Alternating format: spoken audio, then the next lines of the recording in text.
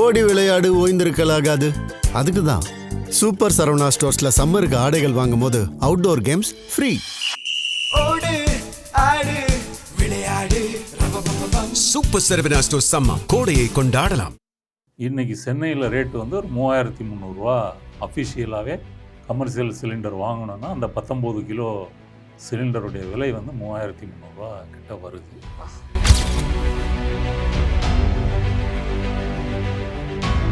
இப்போ நீங்கள் போகிற வழியில் சென்னையில் எங்கே போனீங்கன்னாலும் பல இது வந்து கடைகளும் ஹோட்டல்களும் மூடப்பட்டிருக்கிற நிலைமை பார்க்கலாம். சரி, திறந்துருக்கிற ஹோட்டலில் போய் சாப்பிடலாம் அப்படின்னு ஒரு பழைய மனநிலையில் போனீங்க அப்படின்னா ரேட்டு வந்து உங்கள் பர்ஸை பாதிக்கும்.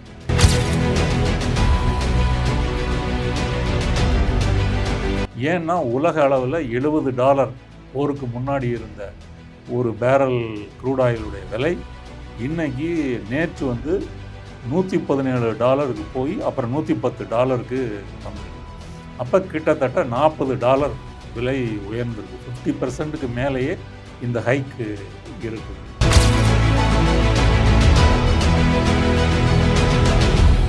இயற்கை எரிவாயு மூலமாகத்தான் பல உரங்கள் தயாரிக்கப்படுகிறது. யூரியா, பொட்டாஷ், அமோனியா, பாஸ்பேட், இந்த உரங்கள் எல்லாமே இந்த நேச்சுரல் கேஸிலிருந்து தயாரிக்கப்படுது. அந்த நேச்சுரல் கேஸை இறக்குமதி பண்ணி இந்தியாவில் ஒரு 10-12 மாநிலங்களில் உரங்கள் தயாரிக்கிறாங்க. நம்ம தூத்துக்குடி ஸ்பிக்கு கேள்விப்பட்டிருக்கோம் இல்லையா, அதே போல் மணலி, எண்ணூர்லாம் அந்த உரங்கள் தயாரிக்கக்கூடிய தொழிற்சாலை இருக்குது. அதுபோக பல மாநிலங்களில் இருக்குது. இப்போ கேஸ் வரலைன்னா அவங்க என்ன பண்ணுவாங்க? உரங்கள் தயாரிக்க முடியாது.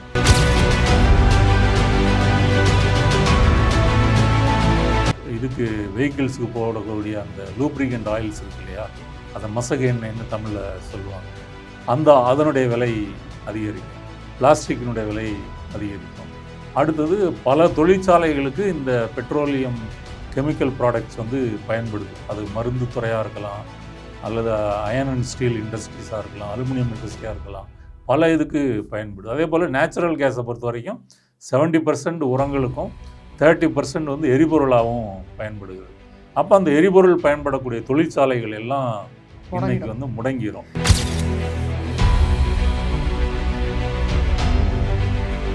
விறகு மற்றும் நிலக்கரியினுடைய விலை வந்து அதிகமாக இருக்குது. இப்போ தந்தூரி சிக்கன்லாம் பண்ணுறாங்கன்னா இதில் தான் பண்ணுறாங்க, நிலக்கரியில் தான் பண்ணுறாங்க. அந்த விலையும் உயர்ந்துருக்கு. ஏன்னா அதுக்கு டிமாண்ட் அதிகமாகிடுச்சு. அதனால் விறகு வாங்கினாலும் இது வாங்கினாலும் விலை உயரும். இப்படிலாம் இருக்கும்போது அந்த சிறு ஹோட்டல்கள், இந்த சாலையோர உணவகங்கள் அது வந்து பெரிதும் பாதிக்கப்படும்.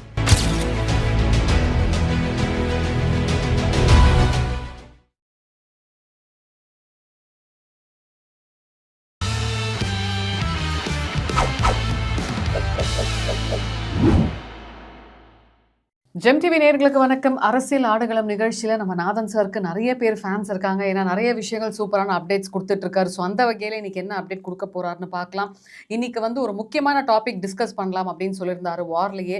அதாவது எல்லாருக்கும் ரொம்பவே தேவையான கேஸ், அந்த சிலிண்டர் ப்ரைஸை பற்றி டிஸ்கஸ் பண்ணலாம்னு சொல்லியிருந்தார். வணக்கம் சார். வணக்கம் சார். ஆக்சுவலாக இந்த சிலிண்டர் ப்ரைஸோட ஹைக் இது மக்கள் நிறைய குழப்பிக்கிறாங்க. அதை பற்றி கொஞ்சம் சொல்ல முடியுமா சார்? கமர்ஷியல் சிலிண்டர் நேற்று $993 விலை உயர்த்தியிருக்காங்க. கரெக்டாக 5 மாநில சட்டமன்ற தேர்தல் முடிந்த பிறகு மோடி அரசு இந்த விலை உயர்வை அறிவித்திருக்கிறது. இன்றைக்கி சென்னையில் ரேட்டு வந்து ஒரு $3300 அஃபிஷியலாகவே கமர்ஷியல் சிலிண்டர் வாங்கணுன்னா அந்த 19 கிலோ சிலிண்டருடைய விலை வந்து $3300 கிட்ட வருது. கிட்டத்தட்ட ஒரு $1000 ஏற்றிருக்கிறாங்க. ஏற்கனவே பாதிக்கு மேற்பட்ட டீ கடைகள் அடைச்சிட்டாங்க, சிறு ஹோட்டல்கள் அடைச்சிருக்காங்க, நடுத்தர ஹோட்டல்கள் அடைச்சிருக்காங்க. பெரிய ஹோட்டல்கள் பொறுத்த வரைக்கும் நிறைய எரிபொருள் தேவைப்படுகின்ற பதார்த்தங்களை கட் பண்ணிவிட்டு உடனடியாக குக் பண்ணக்கூடிய ஐட்டங்களை தான் வச்சுருக்கிறாங்க. பல ஐட்டங்களை கேன்சல் பண்ணியிருக்கிறாங்க. இதை வச்சு ஓட்டுறாங்க. பல பெரிய ஹோட்டல்களில் வந்து சப்ளையர்ஸ் எல்லாம் திரும்ப அனுப்பிட்டாங்க, வேலை இல்லை அப்படின்னு சொல்லி. குறைவான தொழிலாளிகளை மட்டும் வைத்துக்கொண்டு நடத்துகிறாங்க. நீங்கள் அங்கே போனீங்க அப்படின்னா 3/4 மணி நேரம் 1 மணி நேரம் உங்கள் டேபிளுக்கு ஆள் வர்றதுக்கே 3/4 மணி நேரம் ஆகும். விருப்பம்னா காத்திருந்து சாப்பிடுங்க, இல்லைன்னா கிளம்புங்க. இந்த மாதிரி நிலைமை வந்துருச்சு. சென்னை போன்ற இந்த மெட்ரோபாலிட்டன் சிட்டியில் ஹோட்டலை சார்ந்திருக்கக்கூடிய பேச்சுலர்ஸ் எண்ணிக்கை அதிகம். ஏன்னா வேலை நிமித்தம் காரணமாகவோ படிப்பு காரணமாகவோ இங்கே ஹோட்டலை சார்ந்திருக்கக்கூடிய மக்கள் இளைஞர்கள் குறிப்பாக அதிகம். அவங்களுக்கு இந்த ஹோட்டல் சிறு ஹோட்டல்களை விட்டால் வேறு வழி இல்லை. அது வந்து ஒரு பாதையோர உணவகமாக இருந்தாலும் சரி, சின்ன ஹோட்டல் இதில் தான் அவங்க சாப்பிடுவாங்க. இவங்க பெரிய அளவில் பாதிக்கப்பட்டிருக்காங்க. அப்போ கிட்டத்தட்ட 1000 ரூபா உயர்வை நீங்கள் வந்து எப்படி அறிவிக்க முடியும்? அப்போ மோடி அரசு இந்த சிக்கல் குறித்து ஒரு மக்களுக்கு பாதிப்பு ஏற்படாத வண்ணம் என்ன செய்ய முடியும் அப்படின்றத பிளான் பண்ணாமல் நீ இப்படி இந்த விலையை ஏற்றிருக்காங்க. இப்போ நீங்கள் போகிற வழியில் சென்னையில் எங்கே போனீங்கன்னாலும் பல இது வந்து கடைகளும் ஹோட்டல்களும் மூடப்பட்டிருக்கிற நிலைமை பார்க்கலாம். சரி, திறந்துருக்கிற ஹோட்டலில் போய் சாப்பிடலாம் அப்படின்னு ஒரு பழைய மனநிலையில் போனீங்க அப்படின்னா ரேட்டு வந்து உங்கள் பர்ஸை பாதிக்கும். ஏன்னா ஒரு 30 to 40% விலை ஏற்றம் நடந்திருக்குது. டீயே சென்னையில் வந்து 12 ரூபா டீ இன்றைக்கி 15 ரூபா. அதே போல் ஸ்நாக்ஸ் வகைகள் 10 ரூபா விற்றுட்டு இருந்தது, இன்றைக்கி 15 ரூபா இந்த ரேட்டுக்கு வந்துருச்சு. அதுவும் சில குறைவான கடைகள் தான் விற்கிறாங்க. டீ போடுற அந்த அடுப்பு பார்த்திங்கன்னா எல்லாமே இண்டக்ஷன் ஸ்டவ் தான், அதுக்கு மாறிட்டாங்க. இந்த வடை பஜ்ஜி போடுறதுக்கு மட்டும்தான் கமர்ஷியல் சிலிண்டர் யூஸ் பண்ணுறாங்க. சரி, அதுவும் 1000 ரூபா ஏறிச்சுன்னா என்ன செய்ய போகிறாங்க? 20 ரூபா 25 ரூபா விலை உயர்வு வருமா? இது ஒரு பெரிய பிரச்சனை. அதனால் இந்த விலை உயர்வு வந்து தேர்தல் முடிஞ்ச பிறகு மோடி அறிவிச்சிருக்கிறாரு.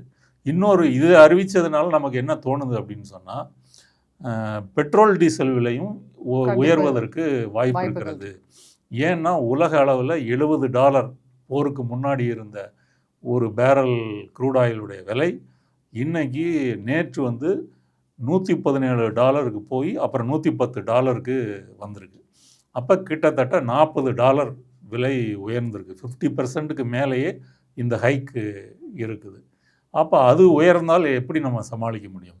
ஏன்னா டீசல் மூலமாக தான் லாரிகள் பொருட்களை கொண்டு வர்றதாக இருக்கட்டும், அது வந்து முக்கியமாக பயன்படுகிறது. அப்படி டீசல் விலை உயர்ந்தால் என்ன ஆகும்? நம்ம கோயம்பேடுக்கு வந்து கிட்ட டெய்லி ஒரு 300 லாரி வருது. மகாராஷ்டிராவிலேருந்து வெங்காயம், ஊட்டியிலேருந்து காய்கறிகள், இப்படி பல இடங்கள்லேருந்து எடுத்துகிட்டு வராங்க. அந்த காய்கறிகள் இது விலை வந்து அதிகரிக்கும். நாமக்கல்லிருந்து பல மாநிலங்களுக்கு முட்டை அனுப்பப்படுகிறது, பிராய்லர் சிக்கன் அனுப்பப்படுகிறது, அதனுடைய விலை உயரும். இப்போ இருக்கிறதுலே மக்களுக்கு வந்து ஒரு புரோட்டீன் அதிகம் விலை குறைந்த ஒரு மீட் அப்படின்னா அது சிக்கன் இறைச்சி தான் மக்களுக்கு வாங்கக்கூடிய அளவில் இருக்குது. அதுவும் விலை உயரும், முட்டை விலை உயரும்.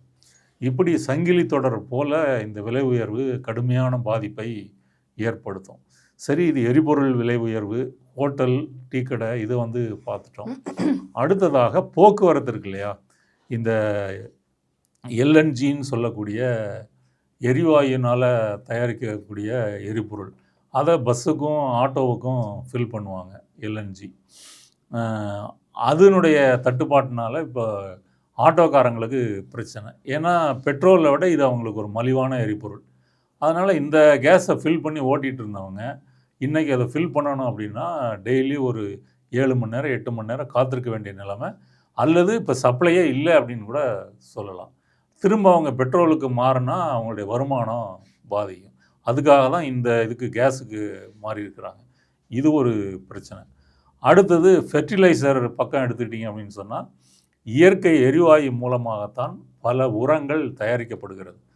யூரியா, பொட்டாஷ், அமோனியா, பாஸ்பேட், இந்த உரங்கள் எல்லாமே இந்த நேச்சுரல் கேஸிலிருந்து தயாரிக்கப்படுது. அந்த நேச்சுரல் கேஸை இறக்குமதி பண்ணி இந்தியாவில் ஒரு 10-12 மாநிலங்களில் உரங்கள் தயாரிக்கிறாங்க. நம்ம தூத்துக்குடி ஸ்பிக்கு கேள்விப்பட்டிருக்கோம் இல்லையா, அதே போல் மணலி, எண்ணூர்லாம் அந்த உரங்கள் தயாரிக்கக்கூடிய தொழிற்சாலை இருக்குது. அதுபோக பல மாநிலங்களில் இருக்குது. இப்போ கேஸ் வரலைன்னா அவங்க என்ன பண்ணுவாங்க? உரங்கள் தயாரிக்க முடியாது. ஏற்கனவே ஸ்டாக்கில் இருக்கிற உரங்களை தான் கொடுத்துட்ருக்குறாங்க. இப்போதைக்கு இந்தியாவில் வந்து காரிஃப் பருவம் அப்படின்னு சொல்கிறாங்க. அதாவது விவசாயத்தினுடைய ஒரு ஆரம்ப கட்டம், பயிரெலாம் நாற்றுலாம் நட்டு அந்த ஸ்டேஜில் இருக்கும். சரி, அப்போ பயிர் வளரும்போது உரம் தேவை, யூரியாவிலேருந்து மற்ற உரங்கள் போடணும். போட்டால் மட்டும்தான் ஈல்டு அதிகம் இருக்கும். ஈல்டு அதிகன்றது அந்த உரங்கள் போட்டதுனால தான் அதிகம் இருக்கும். இல்லை அப்படின்னு சொன்னால் பல மடங்கு விளைச்சல் குறையும். அப்போ விவசாயிகளுக்கு எப்படி உரங்களை இந்த அரசு கொடுக்க போகிறது? இது ஒரு பிரச்சனை. அதனால் இப்போ நீ ஹோட்டலில் போய் சாப்பிட்டா விலை உயர்வு, அங்கேயும் பிரச்சனை. சரி, வீட்டில் சமைச்சு சாப்பிட்லான்னா இந்த உரங்கள் விலை உயர்வு, அரசு வந்து உரங்களுக்கு வந்து மானியம் கொடுக்குது. மானியம் கொடுக்கறதுனால தான் விவசாயிகள் மலிவு விலையில் அதை வாங்கிட்டு இருக்கிறாங்க. இப்போ மானியம் கொடுத்தாலும் தயாரிக்கிறதுக்கு நேச்சுரல் கேஸ் இல்லை. அது இருந்தால் தான் உரங்கள் தயாரிக்க முடியும். அப்போ உரங்கள் வரல அப்படின்னு சொன்னால் விவசாயிகள் என்ன பண்ணுவாங்க? ஒன்றும் பண்ண முடியாது. இயற்கை உரங்கள்லாம் போட்டு அவ்வளோ பெரிய விளைச்சலை நீங்கள் கொண்டு வர முடியாது. அதனால் இனிமேல் நம்ம வாங்கக்கூடிய அரிசி, கோதுமை, மற்ற தானிய வகைகள் இருக்கு இல்லையா, அதனுடைய விலை வந்து கண்டிப்பாக உயரும். இது ஒரு பிரச்சனை. அடுத்தது பெட்ரோகெமிக்கல் ப்ராடக்ட்ஸ் இருக்கு இல்லையா, பிளாஸ்டிக்கு, அடுத்தது வந்து பேக்கேஜ் இண்டஸ்ட்ரிக்கு பயன்படக்கூடிய பொருட்கள், இது மாதிரி பல வகையான பை ப்ராடக்ட்ஸ் வந்து இருக்குது. அதனுடைய உற்பத்தி எல்லாமே பாதிக்கும். அது வந்து இப்போ உதாரணத்துக்கு நம்ம இதுக்கு வெஹிக்கிள்ஸுக்கு போடக்கூடிய அந்த லூப்ரிகண்ட் ஆயில்ஸ் இருக்கு இல்லையா, அதை மசகு எண்ணெய்ன்னு தமிழில் சொல்லுவாங்க. அதனுடைய விலை அதிகரிக்கும். பிளாஸ்டிக்கினுடைய விலை அதிகரிக்கும். அடுத்தது பல தொழிற்சாலைகளுக்கு இந்த பெட்ரோலியம் கெமிக்கல் ப்ராடக்ட்ஸ் வந்து பயன்படுது. அது மருந்து துறையாக இருக்கலாம், அல்லது அயன் அண்ட் ஸ்டீல் இண்டஸ்ட்ரீஸாக இருக்கலாம், அலுமினியம் இண்டஸ்ட்ரியாக இருக்கலாம், பல இதுக்கு பயன்படுது. அதே போல் நேச்சுரல் கேஸை பொறுத்த வரைக்கும் 70% உரங்களுக்கும் 30% வந்து எரிபொருளாகவும் பயன்படுகிறது. அப்போ அந்த எரிபொருள் பயன்படக்கூடிய தொழிற்சாலைகள் எல்லாம் இன்னைக்கு வந்து முடங்கிரும். சார், இப்போது நீங்கள் கமர்ஷியல் சிலிண்டரோட ப்ரைஸ் ஹைக் பற்றி சொல்கிறீங்க. இப்போ ரீசெண்டாக நான் வந்து சிலிண்டர் வாங்கினேன் சார். கிட்டத்தட்ட 1000 rupees கொடுத்தா 20 rupees தான் பேலன்ஸ் கொடுக்குறாங்க. கேட்டால் கேஸ் விலை ஏறிடுச்சு அப்படின்றாங்க. அப்போ மறைமுகமாக ஈவன் நம்மளோட ஹோம் பர்பஸ்க்கான சிலிண்டர் கூட தானே சார் ஏறி இருக்கு. 60 ரூபா ஏப்ரலில் ஏற்றிருக்காங்க. அதை இன்னும் ஏற்றுறதுக்கு கூட வாய்ப்பு இருக்குது. ஏதாவது தேர்தல் முடிஞ்சிருச்சுல்ல, தேர்தல் முடிஞ்ச பிறகு தான் இந்த கரெக்டாக இந்த விலை உயர்வு. ராகுல் காந்தி இதை சொல்லியிருக்காரு. தேர்தல் முடிஞ்ச பிறகு நீங்கள் ஏற்றிருக்கிறீங்க, இதற்கு மாற்று ஏற்பாடு எதுவும் செய்யாமல் மக்களை நட்டாத்தில் விட்டுருக்குறீங்க அப்படின்னு அவர் கடுமையாக கண்டிச்சிருக்கிறாரு. அதனால் டொமெஸ்டிக் சிலிண்டரும் கூட எதிர்காலத்தில் விலை உயர்வதற்கு வாய்ப்பு இருக்கிறது. அதுவும் இப்போ நீங்கள் புக் பண்ணிங்கன்னா 21 days 25 நாள், இப்போ 25 நாளில் அது உங்களுக்கு வரும். அடுத்த சிலிண்டர் புக் பண்ணணுன்னா அதுக்கு 25 நாள் ஆகணும். அதனால் உடனடியாக சிலிண்டர் வர்றதில்லை. அது அவங்க 21 நாளுன்னு சொன்னால் கூட பல இடங்களில் வந்து பார்த்திங்கன்னா அது காலதாமதமாகிறது. இது ஒரு பிரச்சனை. அடுத்தது இந்த எரிபொருளை வைத்துக்கொண்டு மின்சாரமும் நம்ம தயாரிக்கிறோம். இப்போ நிலக்கரி, அடுத்தது வந்து காற்றாலைகள், சோலார் பேனல், இதன் மூலம் தயாரிக்கிறது மாதிரி இந்த எரிபொருள் இருக்கு இல்லையா, நேச்சுரல் கேஸ் அல்லது வந்து க்ரூட் ஆயில், இந்த எரிபொருளை பயன்படுத்தி மின்சாரம் தயாரிக்கக்கூடிய தொழிற்சாலைகள்லாம் பாதிக்கப்படும். அப்போ மின்சார உற்பத்தி குறையும். இதனால் மின்வெட்டுக்கள் எதிர்காலத்தில் வர வாய்ப்பு இருக்கிறது. இப்படி ஒரு சங்கிலி தொடர் போல் பல தொழிற்சாலைகள் இது பாதிக்கப்பட்டிருக்குது. வட இந்தியாவில் பல தொழிற்சாலைகள் வந்து மூடப்பட்டு ஆயிரக்கணக்கான லட்சக்கணக்கான தொழிலாளர்கள் வேலை இழந்து இப்போ சொந்த ஊருக்கு போகிறாங்க. எப்படி கோவிட்டுக்கு வேலை இல்லை அப்படின்னு சொல்லிட்டு நடந்தே போனாங்களோ, இப்போ நடந்து போக வேண்டிய வேலையில் ட்ரெயினில் நீங்கள் போக முடியும். அப்படி ஆயிரக்கணக்கான தொழிலாளிகள் வேலை இல்லாமல் போயிருக்கிறாங்க. இப்போ சென்னையிலேயே பல பெரிய ஹோட்டலில் பார்த்தீங்க அப்படின்னு சொன்னால், ஒன்று அதில் இருந்த ஒர்க் ஃபோர்ஸ் வந்து இப்போ ஒரு 25-30% தான் இருக்கிறாங்க. இப்படி கடுமையான ஒரு வேலை இழப்பு அப்படின்றது இருக்குது. அதனால் இப்போ இருக்கிற ஸ்டாக்கை வச்சு கொஞ்ச நாள் மேனேஜ் பண்ண முடியும். அதுக்கு பிறகு எந்தெந்த இண்டஸ்ட்ரீஸ் மூட போகிறாங்க, அவங்களாம் வேலை இழந்து என்ன செய்ய போகிறாங்க, இது ஒரு பெரிய ஏன் சார், இப்போ கொரோனா அப்போவே வந்து பார்த்திங்கன்னா நிறைய பேர் சஃபர் ஆனாங்க. இப்போ இந்த கமர்ஷியல் சிலிண்டரோட ப்ரைஸ் ஹைக் வரதுனால இப்போ சிறு தொழில்னு சொல்லுவாங்க தெரியுமா, சின்ன சின்ன ஹோட்டல், இதை நம்பி ஒரு குடும்பம் இருக்கும்ல சார், இப்போ அவங்களாம் என்ன சார் பண்ணுவாங்க? அவங்களாம் ஒன்றும் பண்ண முடியாது. நீங்கள் கிராமப்புறம் சிறுநகரமாக இருந்தால் விறகடுப்புக்கு மாற முடியும். சென்னையில் அது முடியாதுல்ல. இங்கே விறகடுப்பு வச்சு நீங்கள் பண்ணுறது மாதிரியான ஒரு செட்டப்பு இல்லை. ஒரு திறந்த வெளி வேணும், ஓப்பன் ஸ்பேஸ் வேணும். அப்படி இடமே இல்லைங்க. வீடு கட்டுறதுக்கே நமக்கு இடம் இல்லாமல் இருக்கிறோம். அவங்கெல்லாம் மூடுவதை தவிர வேறு வழி இல்லை. அந்த மாதிரி விறகடுப்பு வச்சு நடத்தணும்னா நீங்கள் வந்து சிட்டியை விட்டு வெளியே புறநகர பகுதிகளுக்கு தான் போகணும். அதுவும் போக விறகு மற்றும் நிலக்கரியினுடைய விலை வந்து அதிகமாக இருக்குது. இப்போ தந்தூரி சிக்கன்லாம் பண்ணுறாங்கன்னா இதில் தான் பண்ணுறாங்க, நிலக்கரியில் தான் பண்ணுறாங்க. அந்த விலையும் உயர்ந்திருக்கு. ஏன்னா அதுக்கு டிமாண்ட் அதிகமாகிடுச்சு. அதனால் விறகு வாங்கினாலும் இது வாங்கினாலும் விலை உயர்வு. இப்படிலாம் இருக்கும்போது அந்த சிறு ஹோட்டல்கள், இந்த சாலையோர உணவகங்கள், அது வந்து பெரிதும் பாதிக்கப்படும்.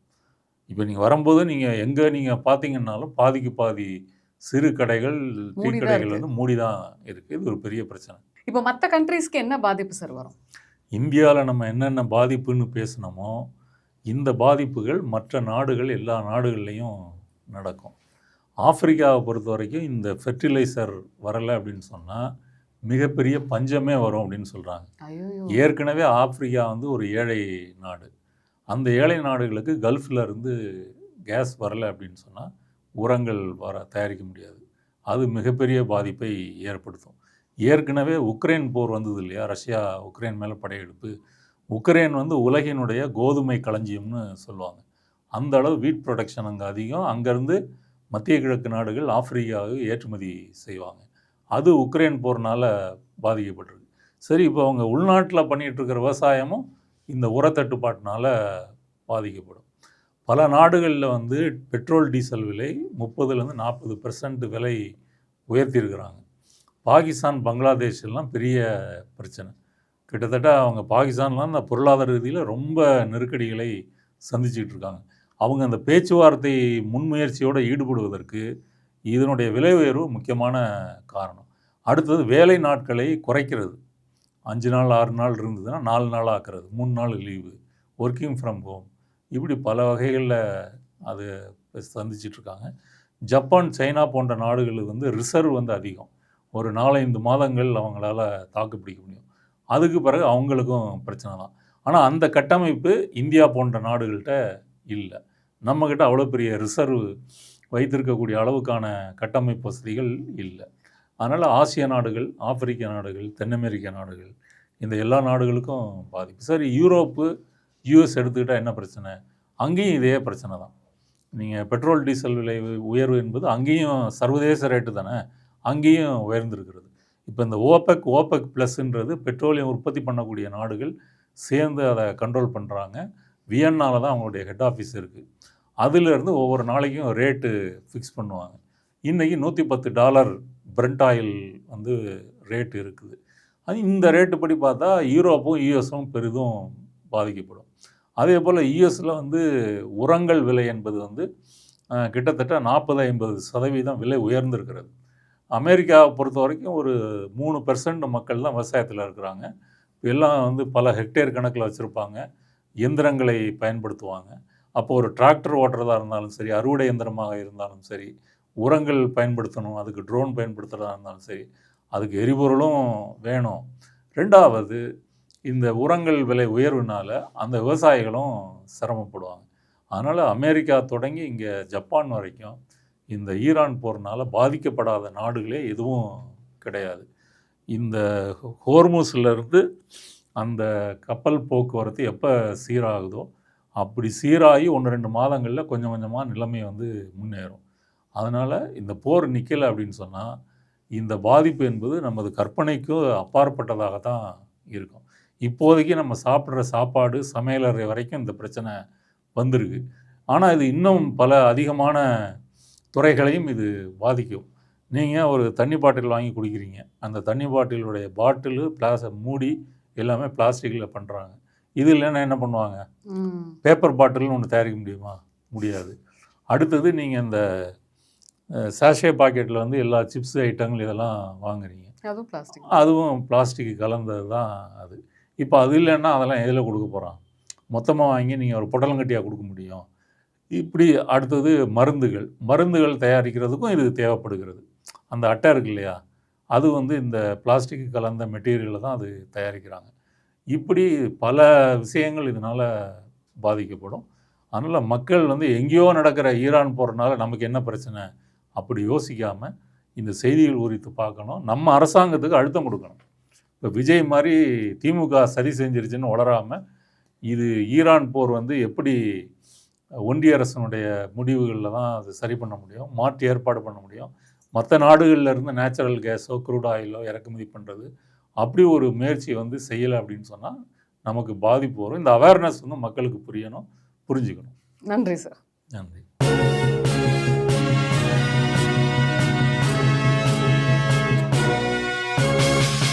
ஓடி விளையாடு ஓய்ந்திருக்கலாகாது.